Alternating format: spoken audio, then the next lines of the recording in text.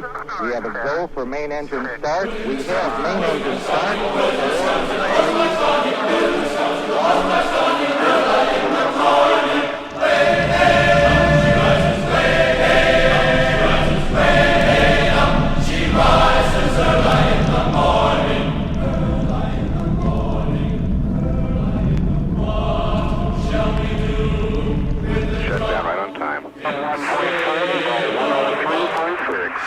4, Roger, shut down, and we copy 101.4 by 103.6.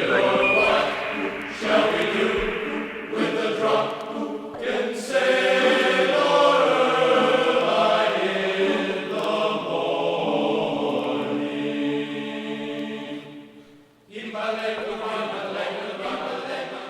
Durante anos, os adeptos da teoria da conspiração do que o homem não foi à Lua dizem que tudo foi filmado em estúdio.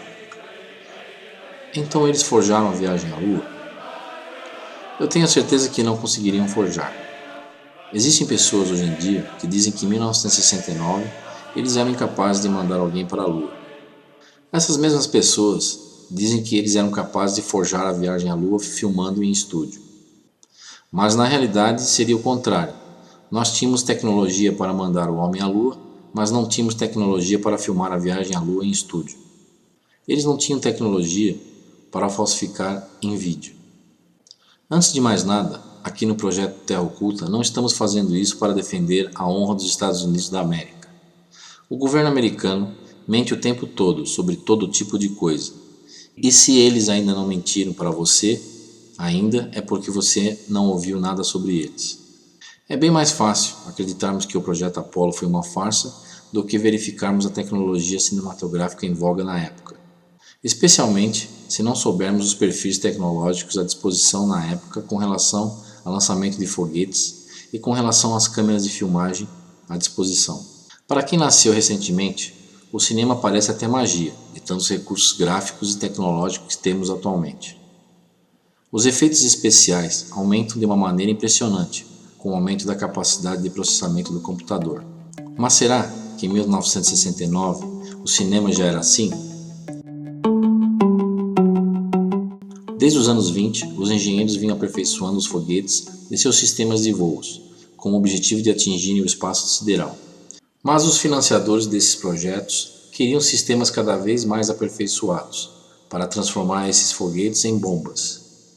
Em 1943, o engenheiro Wernher von Braun já tinha em mãos um foguete capaz de um voo suborbital, chamado Agregate A4. Esse foguete, depois chamado DV-2 na época, chegou a uma altitude de 174,6 km.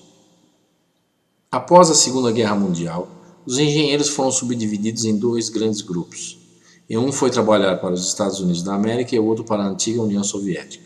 Começava a corrida espacial, que através de uma competição tecnológica sem precedentes na história da humanidade, acabou colocando o homem na Lua.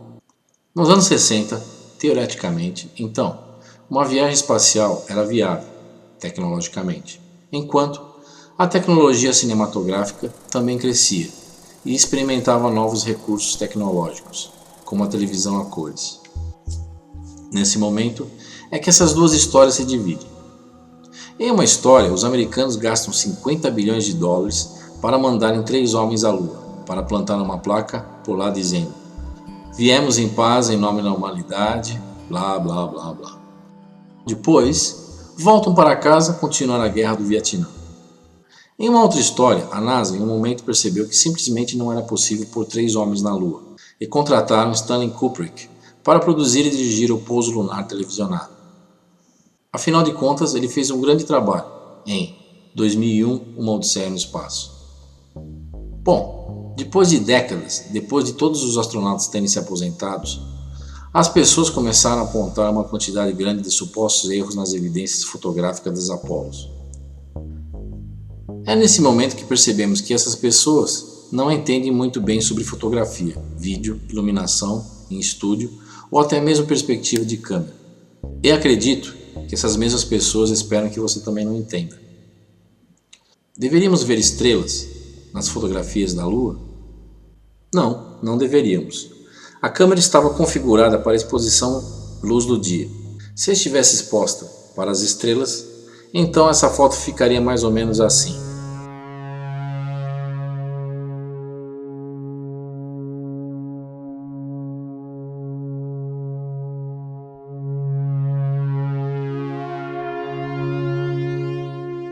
Bom, a bandeira balançando com brisa?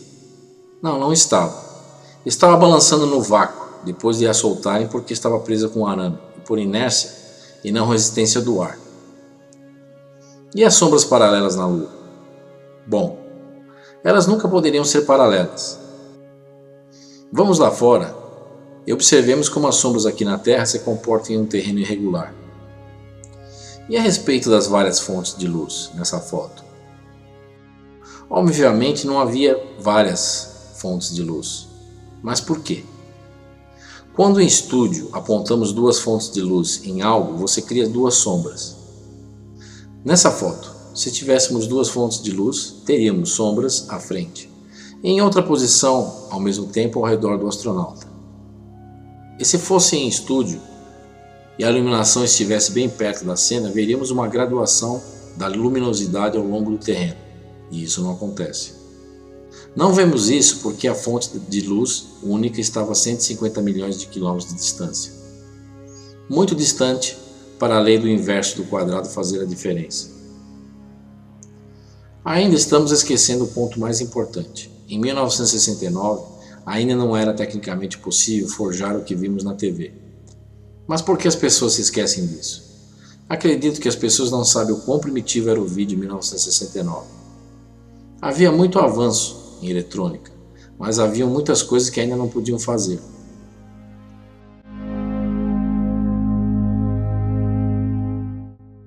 O grande argumento dos conspiracionistas é que o que vemos nos filmes são filmes em câmera lenta, forjando a gravidade mais baixa na Lua em um estúdio de cinema. Mas por quê? Porque se não fosse câmera lenta, não poderia ter sido filmado na Terra, certo? Mas vamos comentar um pouco como a câmera lenta funciona nas filmagens de vídeo. Existem duas maneiras de tornar o movimento mais lento. Você grava com uma velocidade normal e faz uma reprodução lenta. A outra maneira é você gravar em uma alta velocidade e fazer uma reprodução em velocidade normal. A segunda maneira se chama em inglês overcranking, ou sobrecarregando. É mais suave e mais realístico, porque nós estamos observando uma movimentação natural a uma taxa de quadros por segundo mais alta. Mas isso significa que nós teríamos que rodar um filme usando câmeras de alta velocidade, certo? Mas em 1969 não haviam câmeras de alta velocidade ainda. Bom, os componentes eletrônicos ainda não tinham sido inventados para construir tais câmeras. O que algumas pessoas tinham na época era um disco de gravação magnética, que poderia capturar vídeos com uma velocidade normal e reproduzi-los em câmera lenta. O disco Ampex H100, disco de gravação magnética. Eles eram utilizados em replays de esportes e poderia gravar no máximo 30 segundos. Ele reproduzia a uma velocidade de 10 quadros por segundo, então tínhamos os incríveis 90 segundos de câmera lenta. Estamos aqui aderindo aos 10 quadros por segundo, porque essa foi a taxa de quadros por segundo usada nas filmagens da Apollo 11. Eles tinham câmeras de TV, com varredura lenta, não entrelaçada, feitas especialmente para eles, pela Westinghouse. Todas as missões Apollo posteriores à 11 usaram câmeras NTSC regulares, gravando a 29,97 quadros por segundo. Com essas câmeras, deveria dessa maneira ser 3 vezes mais difícil de forjar. Estamos tentando ir devagar em nosso raciocínio, certo? Tenho em mente que quando as pessoas assistem os documentários das missões Apollo, hoje em dia, elas estão presenciando os auges da missão. Estão assistindo pequenas cenas editadas. Cenas pequenas são bem mais fáceis de serem forjadas. Mas em julho de 1969, 600 milhões de pessoas, incluindo minha família, pois eu ainda não era nascido, estavam presenciando uma transmissão lunar contínua que perdurou por um bom tempo. Com 16 minutos de atividade extraveicular, eles ligaram a câmera de vídeo. 4 minutos depois você teve o tal pequeno passo. Aldrin sai. e então fixa a câmera em um tripé. E procedem com todos aqueles procedimentos e o passeio lunar. Plantaram a bandeira, tiraram foto, coletaram rochas e depois Armstrong volta para a nave e acabou. Bom, a essa altura, a câmera de vídeo esteve rodando por 143 minutos. Bom, se estamos forjando isso em câmera lenta, com 1/3 da velocidade, nós precisaríamos somente gravar 47 minutos contínuos de vídeo ao vivo em disco. 47 minutos é pouco mais do que os 30 segundos que o Ampex H100 disco magnético pode gravar, e que era o único da época. Bom, talvez porque a NASA é especial, talvez eles tivessem um disco de gravação magnética bem grande, certo? Em 1969. Bom, mas quanto maior?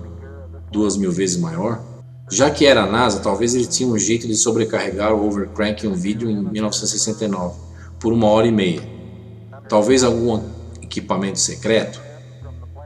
Bom, mas acho que não. Vocês aí da teoria da conspiração disseram que os computadores de navegação de bordo das Apollos eram lentos demais, lembram? Bom, então como podemos ter equipamentos rápidos e lentos demais em 69 para atingirmos esse objetivo cinematográfico ao mesmo tempo? Mas então não seria mais fácil rodar isso em filme? Em 1969 já sabíamos como overcrank um filme. Para a missão Apollo só precisaríamos gravar em 30 quadros por segundo e reproduzir em 10 quadros por segundo. Teríamos que gravar em 35mm para minimizar a granulação do filme. Acredito é o que Stanley Kubrick faria. Um filme de 35mm roda aproximadamente 27,5 metros por minuto. Mas como estamos gravando em 30 quadros por segundo, teremos 34,3 metros por minuto. Precisaríamos de 47 minutos da gravação original dos astronautas da Apollo na Lua. Isso daria 1,6 km de filme. E é óbvio que não existe um cartucho desse tamanho para filmes de 35mm. Será que os alemães não tinham? Mas se nós gravarmos uns 300 metros por vez, então podemos colocar 5 cartuchos, certo? Mas vamos pensar um minuto aqui. Nós não vamos querer ter marcas nas emendas entre os carretéis de filmes acoplados, porque dessa maneira todo mundo vai saber que foi forjado. E devemos nos lembrar que estamos gravando para a TV, então a proporção da tela é de 4:3 e não 13:7. Isso significa que temos que fazer cortes nos filmes de A ao ponto B, para alternar os negativos entre cada rolo, e ainda fazer a impressão em um interpositivo de 1,6 km com granulação fina. E depois revelar um primeiro corte no laboratório. E quando terminarmos, tenhamos a certeza que todos os que trabalharam no laboratório morrem em um acidente de carro misterioso. Seguindo adiante, nós precisaremos ainda achar um aparelho de telecinagem customizado e alterado que possa transferir o nosso primeiro corte de 1,6 km para um formato de 10 quadros por segundo com registro por pinos que não devemos esquecer. Bom, qual difícil tudo isso será? É claro que devemos ter a certeza absoluta de que, em todas essas emendas, impressões e transferências, em nenhum dos vestígios mais comuns denuncie sua impressão gigante. Sem arranhões na base, sem irregularidades na emulsão, sem leves trepidações na imagem, sem granulação e sem uma sombra de poeira, porque qualquer uma dessas coisas vai instantaneamente incriminar nossa fraude, certo? Se fizermos tudo isso, ainda teremos que repetir tudo isso novamente por mais 5 missões lunares, Apollo. Bem, mas só um probleminha aqui. Nessas próximas missões teremos que reproduzir em 30 quadros por segundo e isso significa que teremos que filmar a 60 quadros por segundo com o dobro do torque. Teremos que ter o dobro de emendas para manter a limpeza do filme. Teremos 2 vezes mais chance do filme estourar na câmera. Nessa altura, não seria mais fácil e simples nós irmos para a Lua? Eu posso afirmar precisamente que em 1969 não tínhamos tecnologia cinematográfica para forjarmos o que vimos na TV, com ou sem Stanley Kubrick. No momento que somos forçados a teorizar tecnologias completamente novas para manter uma conspiração plausível, então acabamos entrando no reino da magia, certo? Exigindo uma crença intensa e persistente em coisas que você nunca vai compreender. É como se nós tivéssemos que se agarrar aos nossos sistemas de crença com todas as forças, contra todas as evidências irrefutáveis de nossa própria mente racional. E você sabe que algumas pessoas o fazem. O perigo disso é que podemos nos tornar cegos para as verdadeiras conspirações que os governos perpetuam nesse momento. Coisas bem mais importantes do que se alguns caras foram para a Lua ou não.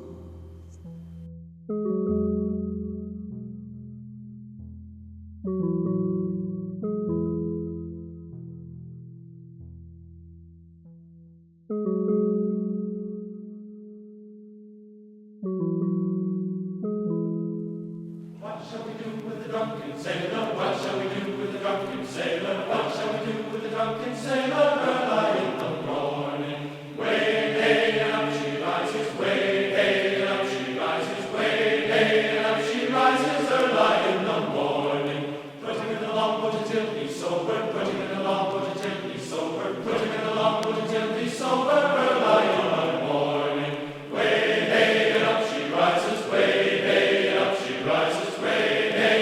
She rises early in the morning. Pull out the plug and wet him all over. Pull out the plug and wet him all over. Pull out the plug and wet him all over. Early in the morning. Way hey up she rises. Way hey up she rises. Way hey up she rises early in the morning. What shall we do with the drunken sailor? What shall we do with the drunken sailor? Put him in the scows to the hose my son. Put him in the scows to the hose my son. Put him in the scows to the hose my son. Early in the morning. Way hey up she rises. Way hey up she rises. Way hey up she rises early in the morning. Early in the morning. Early in the morning. What shall we do with the drunken sailor? What shall we do with the drunken sailor? What shall we do with the drunken sailor? Early in the morning.